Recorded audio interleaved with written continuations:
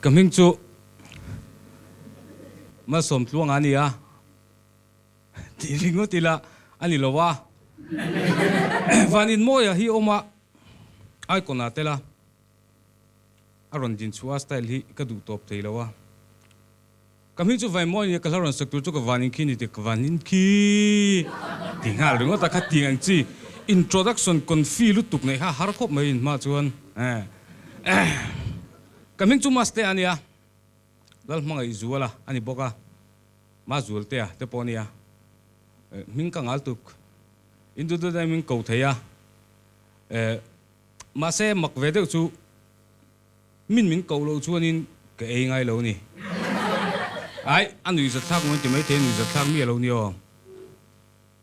zanong kal khom te tv lo en tu te po ho u min ko lo jun i ei lo ang u mi ka sei du ni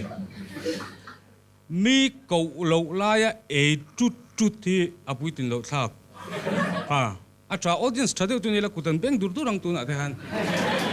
ka chang ka din zirte na zel ni apoi mo lu ka ni kha tiang kha min cầu lâu chuan e lo tur apui tin lâu thak ka ni ti kha kan soi du a ti chuan he helai program helai mun a hianin he program a hianin miro pui tak tak te mi thiam tak tak te sum dong lo tling te chen chu le kha buziak tu te mi che sang an loading to trina nga ti ge voina hian in ma hian ela hin karon din ve a chan ni bera lang chu ka dot soi chat wang ani ro a tak tak a chuan ka dot soi chat wang ania enge hetain ka din ve in line mi lo tling anga ngai thei te in ni via kan line chu ngai tua dot soi kwale khalai borvel kwal mai khania atak tak achun in line a lo tling anga ngai in ni via ti kha in do he via ti na le kani ka lo lom ve em lo tling thokin ka lo thoa ke pe chu ai kan har ku hi za wang renga lo tling tho ka tho an ti kha na sabik de ngoi nia mi tho satliang khani lo ani ham big etiang kha ani ta ni ti chuanin lotling om chuan kan om veta a ei elai program ani tunu pi jenis nin miron bia shefika opek dan tu kan program a thulo soi vela inge ko ron soi viang idilru om miran sedonia katil tu chỉ lậu sim các tiếng tu là cho thế này rồi đinh chua các cái này lậu top cả ril ru om hi rồi soi tak tak đó ni là chú he so hi za om lu tu cả ril ru om soi na mun tu ra ni lâu family so ni cái cả ril ru om kharon soi la ta mi za om tak tak kan oma amoi po moi le nem chú phải karon soi lo meang cái ril ruộng soi chi lâu cái ril ruộng thế chú ấy cái chuyện thế bt thế là muốn thế lâu cả là muốn thế hơn này cái lâu soi mấy yang cái pha thế một nua cái lâu soi mấy yang cái ril ruộng thế chú cái tia anh ấy chú anh ít đồ tôi rồi soi đó nia thu tắc vắt bông ai lâu hà mình mù đàn chuyện chơi tiệt mà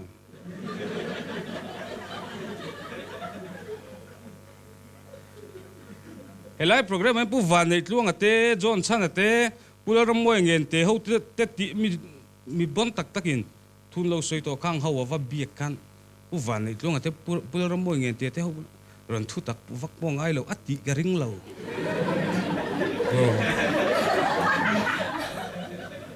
min ngai dan to ki chu ka se thiam ve vek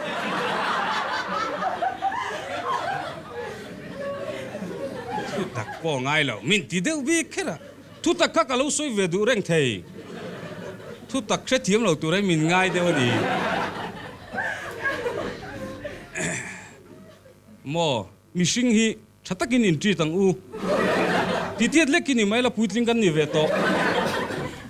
mo ka ni chuanin du ron soi anga ya du chu kan soi ngan me lo ma se phur de walang thakala du lo ni hey atak ta chun cha gom ve ta mi ma din na chance te kan nei la walal pe gite lal mu na te ho nen reng a singun mangi anin om chang he tam ve sia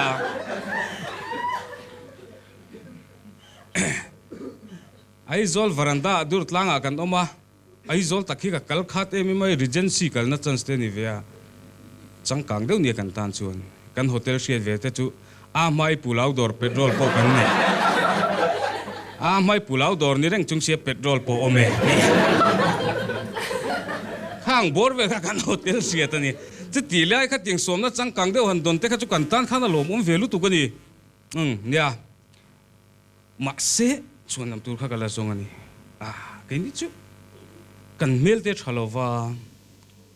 aza thak ve ni mi ma din hi oi nang ni da chuin mel che da na class ta la ka lom ve lu tu hun lai chuan che class om khan ka lo om ni chu ma se mo mel che hi class le class lo om lo mel che chu mel chen ni top che class ani ti alom om mi alo nia che class a kan ni ringot do na aza te po za tha kani le kan audience te jing a point che class de chu ta chang hen in lang the ma se ka soi kher kha tu lo ma se ta jong ka ngai tu ta ya pi jini si khana ti tur ta ka ti ni a chan chu he ni ai che velo min ti se a che hang ka thin rim veng hatang a nang pai ge di big ning hal mai mo ta ka in ti boyenga ti khan mi lo ti ta se tu mi string pui te hi chata ka kan lo in di hen kho sa kho lo nu mai me lo ni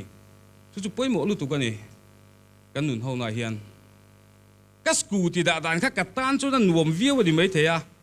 ma se a phe na ron tlan chok tu da ta na nokem ti hi kan ngai tu thinem chu wangin mi ta na nok saka ka scooty ka pak ai chon athang se ta ka dang ke in toite kalila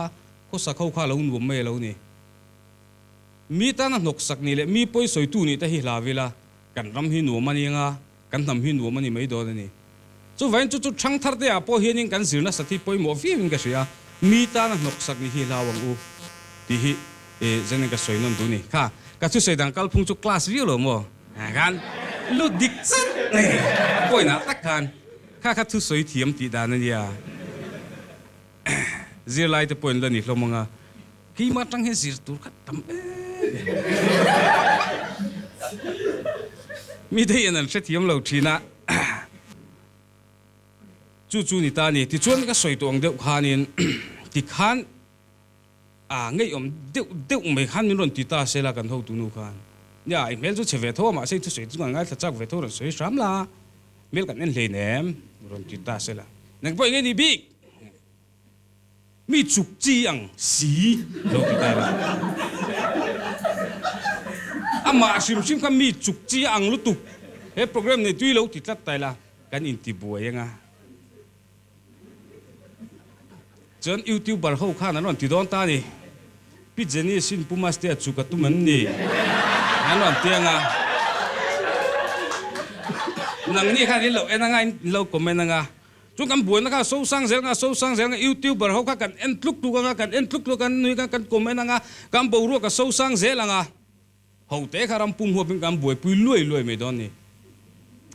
va ho don ve to ke ni pa ni in ti boi me kha kan buai pui nga zana update om le te ting chu di lai tak chon rem chang mang tui mo khan pu Mastea tlom don big lo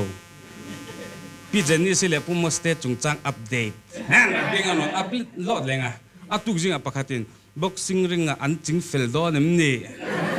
kan en loi nga thil tak po ti man mang lo kan om the ni chu mi thlen lo na tur chuanin thatle thata mihring kan in dor hian ko sak to na lo nu ma ko sak ho lo nu ma chu alo ni chuanin helai hmuna mi thiam tak an ron ding thina kan in perem ta ka ngai tu ta thiam hi ka nei tlem khopa hei magdeu chu ka mul hi ka chun heting ka ti chote ya ka talent ve ni ya kan ti thlenga kha a travel tu kan hi thiam nei lo to pai chuan talent te po hi alo in thup bo vereng the ka mul ka zu ma zong khang ka talent hi ka lo shemi lawa zai thir tu te zinga point talent che chuna na mul zonga inom ve chuanin lo ti ve chin ro ha han helam chu thei le chuang lawa talent ka fulin ka dong lo poni mai thei kha chu ka la she chi bik lo i chuanin ra mu mi thim tak tak ten ding thina ke nge ka soeng o ka thim lo thil thim ka nei lo sia o ril ru ha thak lu tuk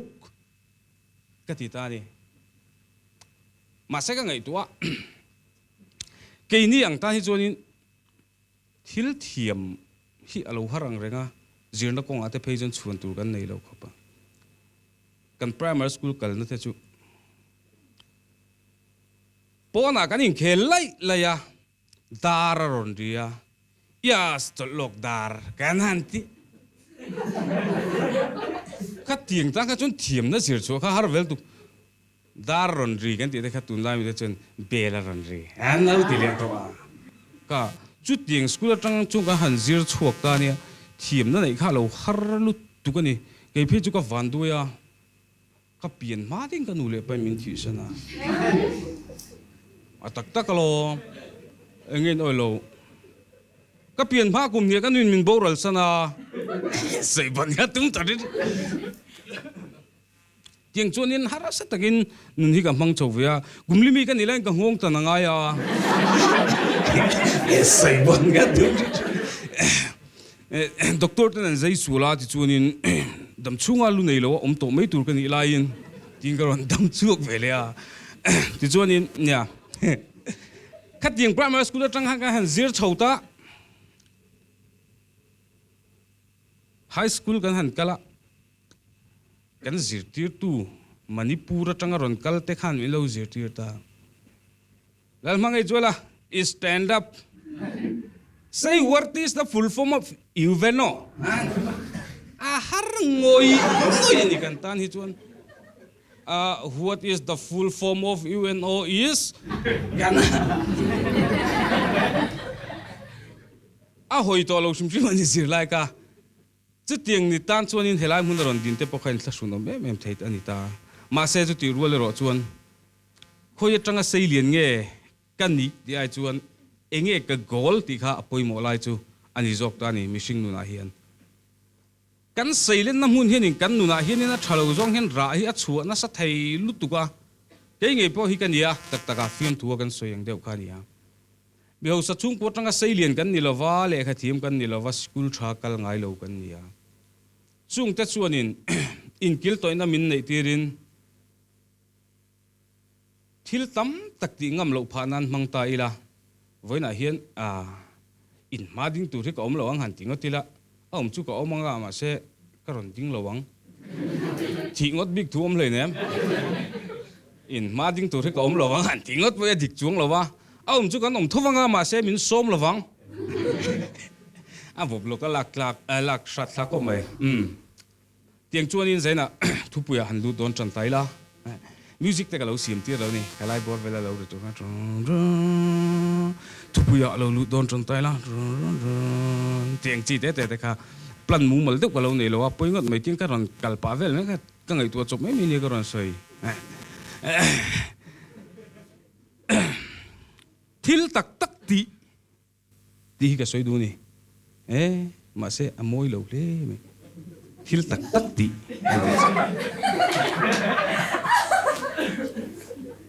tun lai a hian thil lem ti ching ten tam khop mai a lo soi tai la amoi lo zong ngai thei ania ma se la mi zo tong hi chu har deuh mai nia thil ti tak tak tu ni ngu han ti te po kha sul ra om chung lo wa hei mak deuh mai chu mi sing ru hi akal dik lo lak lo hi chun kal dik lo thei deuh mai nia khoya mo kan chua kan han hoa fa ten apa thil min lo hon eman ti hian ril ru kal dik lo lak lo chung kan lai tat kha nang ni pen ril ru dik lo ho thil tak tak hi ting u ka ti ni nya thil lem ti ching te han ti la ani chi lo wa injil ru mang kha ka soi tu mani lo mi suai ko in tu mai mai ni nang wa ni ril ru dik lo min putir in tu mani thil ti tak tak tu te ti po ka ading me to lo ril ru kal dik lo lak lo kha chuan hei nu pa hi anin na ya anin nei thara zaina kan zinga mi zo om tak tak te poi zo tai la kapu nu pa in nei thar hian enge anti dun masak berang lo lai tu thil te te pon lo ti me the ma se ni mi lo ni kha ril ru kha poi mol tu kek ten lo zai dun ma sa dei in ril ru ang kha ni lo kek zai dun te kha ni lo ti ma sak dei zok chu ril ru thiang lim pu ti poi mo ni a thil eng ki ma hiam ril ru koi kan pu to lak lo chuan mo ka thil soi tu thade po zen ka soi ngam lo pha ta ringot ani kha nang mani wangin kan thil tir dan hian a thalam hoi sela hoi tam sela kan thil tir dan hian enge a eng zong in thil thi rila chu chu apoi mo em mani thalai te zinga hian tun lai kan khovela bi khian in soi taila mizong nam hi kan cheta duaye an ti hian in kapom lo thina mizong nam hi kan la chereng reng lo amero chu in sim than ngai na tur tam tak chu kan nei tuwe mo in engemo aron ti ta a kan nam puiten engemo anon ti a an thil ti kha kan tui lo zong ani poin va soi chet kherte thir dan dang atang lo thir phet te hi atul kher lo in support to nang u mizo te hi a engzong in thil in thlir sak to ni la in chom nungi la ta chunin kong tam takai chon ma kan son thai erin omani pakhatin tu ma engem moron tia side b lo ti ve sek bo hi angai lo thil jong jong side a le b nei vek kher lo mo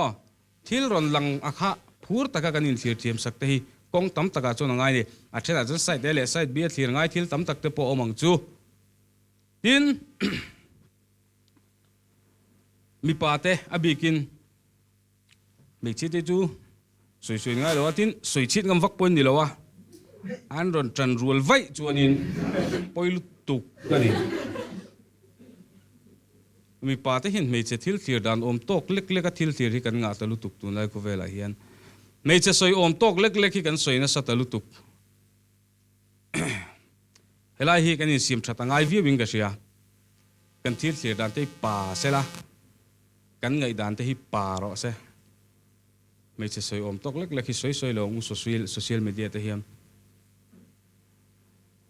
ei mi pa te hin in star te kan thak ve te zung me tu lai kho ve hin amak khop me star to ni star bur tu mi pa ni chuan star thak zung te hin ni lo tu min du lo tur chuan mo kum thum po star le min du chuang lo ma hen nuam ve de chu mo inga mo ti ni han che that ve de chun min lo du lo to tu de shit chu dun ol ve khop về mắc mày à em competition áo pakhat na kan ye khotla ngi min lo mo lui zan cho nên min du lo tu da chu shit chu ha ol vel tuk mo chu wangin an du long châu ngi po mei chia zong zoi nan du vek ni hi thei lo mo ma se la an du lo de na kina cho ne laron ot khopang ti ru kan phuta ngai ni o mei chia wanga mi panun buai mei chia wanga mi pa buai tam tak ka mu hian chu ka ril ruam thin mi zo mi pa te hian pa kan lo van ma mo to tak em ti ka ril ruam thin ni pa shek shro ka kan om thar le he ngai soi tur ka nga a kha ka soi tur tak ka po ka soi ngam lo pha ta a ka thu pui ron ken ve ber chu ni loi bok se thil ti tak tak ki apoi mol tu ani thil kan han tia kan ti in i kha soi kha nuam lo zo vek to mai ni thil kan han tia ani lo eng loi soi tiang enga moni kan han tia han ti pa adik to chuang lo ani akal dik lo la klo to wangal eng po ti la adik chuang lo ka adik lo vel vek to ka thuran ken ka in lo da ho zo vek in ril ru thiang lim lo wangin ke chu ka thiang lim sia eng thil po ti la ti tak tak na apoi mo ani iti mai lo ang u lekha kan sira mo hey ma ni line lampang deuh lek soi tai la YouTube kanin ti muwa a tha khop mai mitam takin channel te kan siama henga te point ti ho cheu wa hianin ti tak tak lo in kar chu a hlalu tu kani minol pui nan ti wanga vati ve dul la hian hlotlin na umlovani ti hi kan hria tangai YouTube chu entirnan ka soi ni chu engthil po ti la kan thian te na ti wang ringo ta kan ti da te hian hlotlin na umlova mi aya pen khata kan kalma ngai hlotlin tur chuan ti hi ka soi du ni hey short film siam thin kan nia ke ni aya tha tam tak an om ke ni ai thiam zok ke ni ai mel tha zok ke ni ai changkang zok tam tak an om ma sela karil ru om reng thin chu hlothling tur chuan mi ma a pen khat kan kalangai ti hi karil ru na om reng thin ni zen thlir tu te bula po chu ka cha ve do ni hlothling tur chuan mi ne na kal ho del te la hianin hlotlin na a om lo mi bakin pen khatin pen mang u aril lang reng le mai in che thiam lo te po ang zok in che thiam ang tak taka in bu ve ngop long ho anh thil po ti la ti tak na nen poi mol tuk ril ru pelo te win thil ti lo tur ril ru pek tur ni eng thil po ti la ti tak na nen lo tlin tumin thil tiang u dor kan siama kan rin angin kan sel theilawa kan khar lea engamo kan ril ruwa ron oma kan tia kan ti top lea he tiang ringot ti chonin lo tlin na om theilawani eng thil po ti la tei matakin ti tak na nen ti la lo tlin nei chu omani ti hi karil ru oma chu zaina kan ron din chu pui ve ni kalome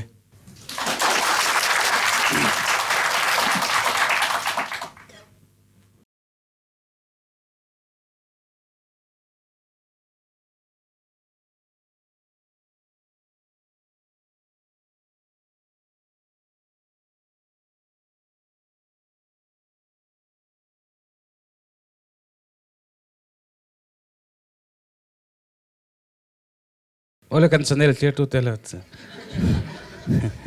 anh bọn này sẽ tuần trùng chu cái mà tắc bôi cái lại dấu tuần cái sẽ dấu tuần tuần này cả sei zo to de han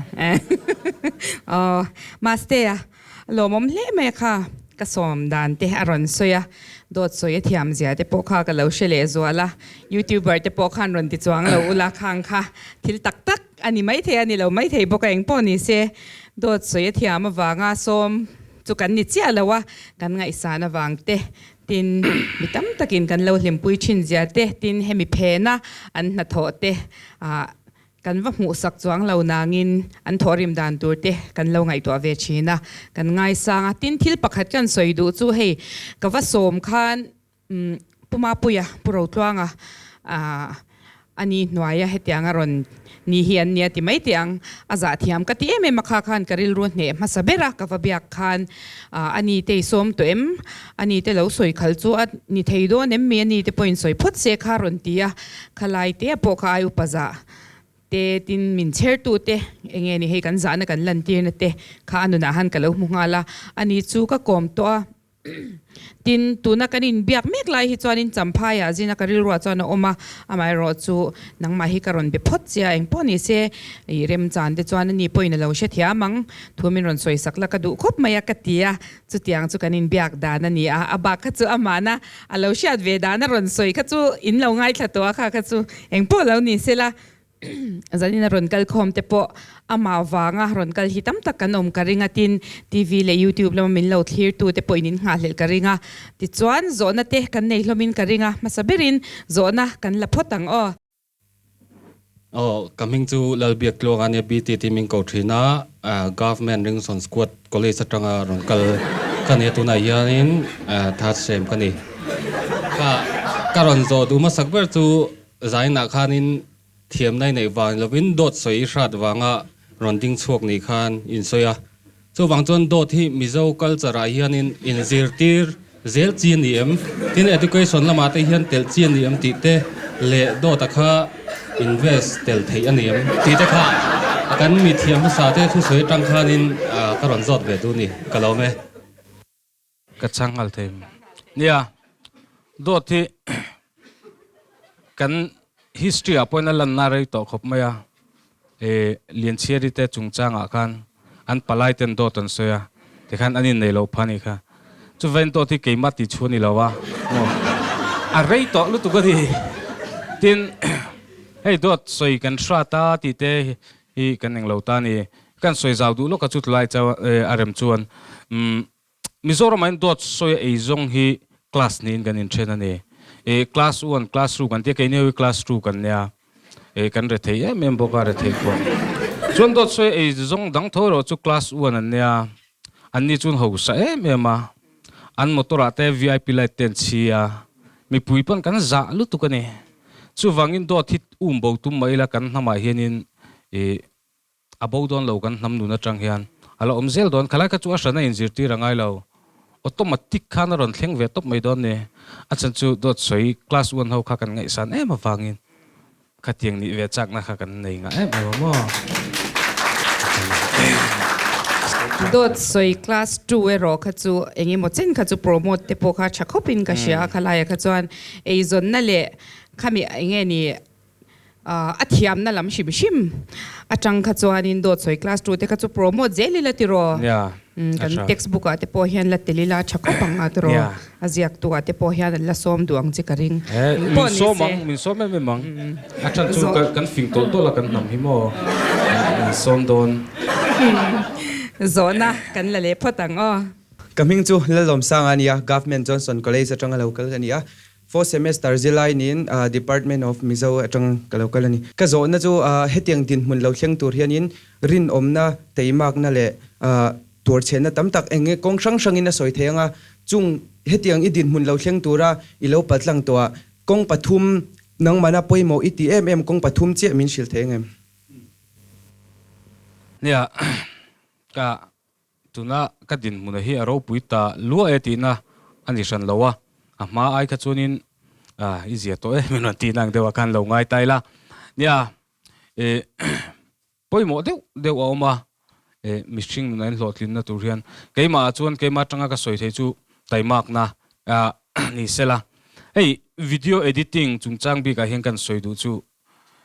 engma thiam lovin LPS 9 na heng ka thokani engma thiam kan ei lo chuanin kan senior hote bula tang kan in zira so kan zir tak tak chu office ating ka ria chila tleiwar thak thaka editing ka zir hi atam lu tu ka di kala edit mol mol line ka hoi chu ka khualo eng ut to a ne mut na nuam pom lo office gym te khania fitly potling lo thu thlenga te khan keima tak ngil po ka tot na nia thu thleng chu thuangin ka mu thei mi lo keima po kha ka asta thu thleng te dan tur chin the thiam mang keima ka te thi na ni lovin ka tianga te khanin ka ria ka ka ria chil thak thaka chu tiang chunin ka bei thina tin chumi pia chunin tei rei pe hi angai khop mai mundanga po ka soi to thina zona min zo thina YouTuber ni tur hian YouTuber kan ina zona tanghan soi taila enge hey channel te ka siam do YouTuber ni ve hi ka duwa enge ka tiang enge ka content ang ti hi zona ka dong thina ni ka chan na chu eng po content a mang ula mar devin episode zain kalpui thei chuan eng po ni sela in hlotlingang ti hi ka chan na ni thin episode zanei chuma se har ve de umenia chumi tu chuan tei rei pe ngai thil kan ti na reng reng han tei rei pe ngai ya tin in ngai tlom na hi apoimo ka ti mi hring nu na hian in ngai tlom na kan senior te engkong apo ni sila senior te za thiam te tin midang va za thiam mi ta na kho sak pui nuama omte in ngai tlom na hi apoi mo katie mi ma chu chu keima a kher po ni lovin kong tam taka lo tlin na nei tur chuan mini ve or tan hi chun lo tlin a harlu tu kani thiam na te po hi nei a harlu tu kong sang sanga hian han in la ve deu ar mai hi chu an lo tling mo viewing ka sia ti kha ka chan na chu ni mai ro se angai nom khop maya YouTuber hei ke ni po YouTube ate kan ti chuak ve china ani po ani thawa astuna Mastea soi kha ka pompui le mai di kha kan lo soi ve shim do ni zo na dang kan la leng halang okay hi dal ram mo ngen te kania Mastea fans kani te kan seitlang halanga I an short film te kalo ena anui za thla ka limom pialama achunga finna thuin phum hi ngai nom katia ka ngai hlute mem na nia lalmuana po ka ngai sang lutuk mo lalmuan min en vera ka ngai sang che ka zo du chu hi ni hey short film an ti chomol mola ta chuan eng episode ma hi en nin omom lo lai hi eng tin nge a script an in bua sei sang nge nia an chang chop tok nge nia ti lai hi I ka cha khup maya chan chu hi zilai te potam tak khating lama tui te khan omanga chita chuan a script an lo ti vekan thian to nen sei hom veka ta script an sia kan chang chau nge nia atla chopin tok chuak to pa a peki lo karo antia lamon nang atia ti khan an chang chop nge ka selowa chulai te chu ka se chak tat mai ni sil thei chuan o zani na hian kha ka in rin mai na ron dinga bt kha lal muana ai kan lom khop mai Mastea ron troi o ma kalo be se ngam chia lawa I du ron shwai ro kha chu kan india ti chuan mi pani ka ron shwai nga tia mani ti hi soi lawa loading vele shim sela tan kut beng teng u min ti hlim em chin tu kha ani o kan lo me ti chuan zo na kha chan thei ya puram moyete mi ro pui kan tet lai kan ngai san ti chon ari to ti na ni kher lowa tu na pok la te tawa tun thlenga ka ngai san no pan lai atanga ven thlenga ka ngai san tena min lo she ve te hi ka tan chon cho moi na ro pui ta kan ya ka lom tak zeta ti chon ya script siam dan chung changa hianin hey ke ma tang heng thil hi ka ngai tua script hi ka siam rei thina ni I at ni ataka chuan kan chan chung hi chu rei vak lo jok dark car ni gan su ti chu gan su rei pol takani achan chu settings save ka changkan ni thin wang khana rei lawa ke ma hianin YouTube te ka enta thil rei hi kan ning ma ka en rei pe lo ni eng ma hi ke mang hi mi khan ni ve rin na kha kan ya script sim kan script tam takhi chu po fan pot fan taila akara engeng amoda taila ti rei chim du chonin po fan du chon dark car chan ve chuak the ni ma se thil hi thleng pop se tunai chon munom kan ti to zoking ka sia rei lo kha kan du hian ka sia thleng hal zot sila thil akar laga ham play vak po ngai lo ka ngai dana chuan ani chu ania ka sia dana chuan kha tiang khan script hi ka siam thina ting chonin fak der na tong kam mani sela ani nom lo ti te kha kan lo hlo ve pha nin ka sia kalom kho mai khami khamin lo ngai dana po kha thil thleng zung hi kan ngai na nin ka sia tun lai chuan ni eti khop mai ma se I chan chini soina kha lai len TV a han kan lo en thup to in ka ringa kha views po kha tam to khop mai noi thum chuang dei ni to in ka sia kha khang te kha re em mi hian an van lo ngai sang che em o ti na kha I nei thar lem na I chan chinin soi ka chu kha dar kar fe kha nya ya dot te hian tel thiami la tak taka mi du sakan hloa ke mani big shim hi za lom thu soina hun te poni ngal ta sela mi du sakhi kan hlo me ma kan bultran tirna te ka ngai tua mobile phone a po cheper chin kan chana tu ma pon man du to lo in bul kan chana ma se min du saka min khong ai te poni eng chu mi khong ai te kan hlo me ma tiang khanin wena chunin camera tha tak tak te kan lo nei ve ta mi du sakna hi ke mani kan chunga hianin mi hi mizoram mi puite hi an tha mani ti bak hi han soiwak tur ka shelo กันลมลุตุกริงดอันนี้ไหมจันนี่นะมาสเตียนทูไงน้อมตะกินหิมอมตะกินรอนสวยเทียมคบไหมอะค่ะอามาฟักปองอินก็เชลล์ข้าการละกันรดินฟักเดียวจาร์บอกเสียทุรนเกนปอยโมเอเมมาจวนมีดังที่นี่นะกันนุนเฮาna hian in shethiam to nila in za to nila ti te tin mi pa fuina te pokha poimo khop maya tin hotling tur chuan pen khata pen manga ya ti te te rei pe poimo zia te khang te kha thuron ken lai mu de ulek ni in ka sha abak pulau dor ti vel te pokha poimo khop maya ka tyang te pokha anga inoma min tinui na sa kan lima kalom I ron tel du hi kalom tak zeta thin lung takin lom thu ka soya ti chuan in kal zen tura du sakna kan hlan chewa soi tur dang ila neyem atop tang mani khar dem kan channel lo thlir tu te tiang reng chi te ka atu soi thiam lo thlak ka ti athuron ken tlang puinin ka sia hanti chiang kur ta che ka soi lai kha anin ka sia hanti chau tu na soi thiam lo mi lo van ti o em o kha le chen khai soya lbt siam ru hoang min lo ngai poi mo lo ni ole kan channel thir tu te le tak taka du sakna te min hlana kam phu lo min choi moya kan lom tak zet a top na chunang ma siam ro chu mi channel a ti top na ran siam wat kha ani me bik la na ke lo siam te la mi bula mi lo soi le dan tur khan heta kan kom ve top na te ran siam a ting te kha min tiang a sei zo te mani eng poni sela a hlim oma lom oma le pe ka ti chuang kan som du to chuang lawanga a du ron soi tur khan kan som khan ni ve mai som ro anam par ka pen du ron soi ni Mastea zanina athuak that zia te kan han shele a tin